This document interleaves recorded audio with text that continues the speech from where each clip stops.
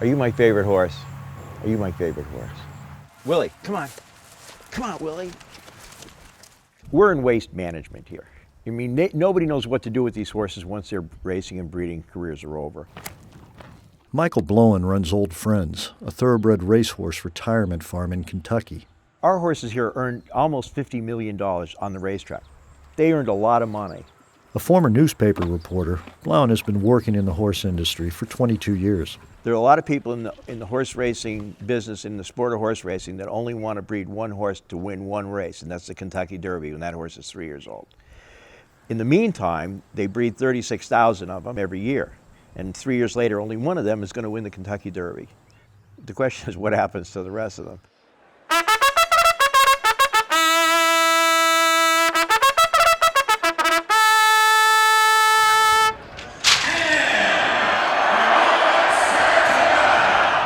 A thoroughbred's racing career usually lasts from age 2 to 6, but these horses can easily live into their 20s.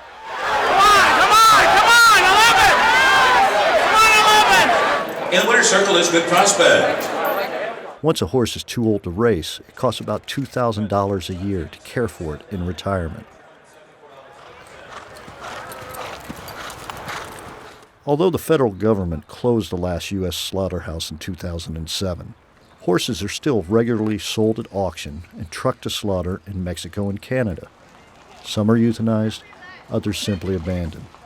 The racing industry doesn't regulate what happens to horses after they are finished at the track. For some people, this sport is just about the money. It's just about whether you're in the asset pile or the liability pile. And if these horses are in the asset pile, they're treated like kings, they're taken care of. But once they hit the liability pile, unless they have really, really concerned owners and trainers that really, really care about the animals, then they're all in jeopardy. The bottom end of the rung can be hideous for a horse. Collectively, it's the responsibility of the industry, and that's the racetracks, the breeders, the owners. You know, everyone who makes a living off or touches the animal owes the animal something back. One example of how a great horse can tumble from glory is the story of Tour of the Cat. We were just so blessed. I mean, there are people that wait all their life for a horse like Cat, really, truly.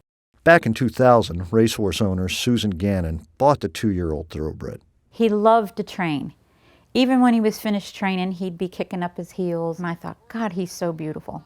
He has a great time. They come to the 16th pole. Tour of the Cat now has the lead by a length. Over the course of 6 years, Tour of the Cat won over $1 million for Gannon. It's Tour of the Cat, wins it by 2.5. And they're off. In 2008, she ran Tour of the Cat, by then a 10-year-old, in what was supposed to be his final race at his home track, Calder Racecourse in Florida. The leader right now is Tour of the Cat. Everybody knows Tour of the Cat at Calder. So we decided we were going to, retire him on his old stomping grounds. And then, maybe I'd get to bring him up here. But this race, like many in the lower levels of the sport, was a claiming race, which is designed to keep the competition even. In a claiming race, any license owner can buy any horse running at the established price. In this case, it was $16,000. When Tour of the Cat got claimed, that was basically the beginning of the end of his career. Because a lot of these trainers that are claiming trainers will find horses with back class that used to be great and think maybe I can get 1 or 2 more races out of them. New owner David Jacobson took Tour of the Cat to New York and indeed raced him 5 times in 7 months. To take him, an old 10-year-old horse, to New York and run him in the dead winter going 7,500 claimers, that was just all about money, in my opinion. Twice, the state veterinarians at the track scratched Tour of the Cat from the starting gate. They found an injured tendon on the horse's leg and determined he was not fit to race. Well, if you were an owner that cared about the horse, you'd have retired the horse.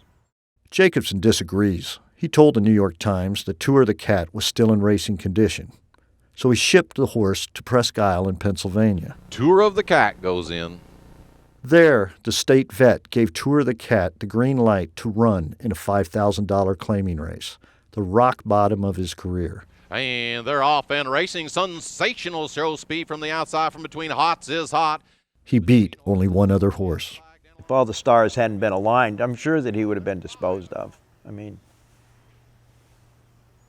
some fashion. I don't know what. But a group of thoroughbred welfare advocates had been tracking the former stakes winner's fall. They claimed him. This is Tour of the Cat.